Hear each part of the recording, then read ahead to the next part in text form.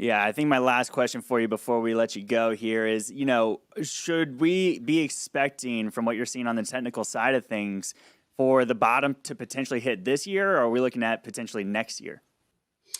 Well, for me, it's looking more likely next year. I think between here and year end, we should have some kind of tradable low if you were inclined to put on a counter trend position, which is, of course, very difficult to capture properly. I mean, they tend to last anywhere between 2 and maybe 5 weeks. So you really have to be short term in your orientation. But I do think we'll see some kind of intermediate term, perhaps tradable low between now and year end.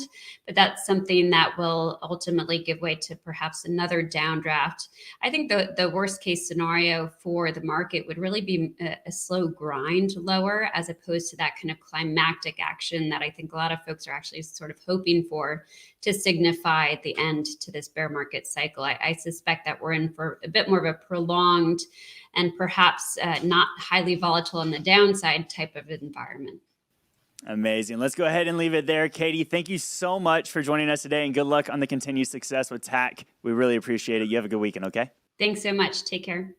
Want to listen to the full episode as a podcast? Subscribe to Wall Street Breakfast and get Weekend Bite every Saturday morning in your favorite podcast app.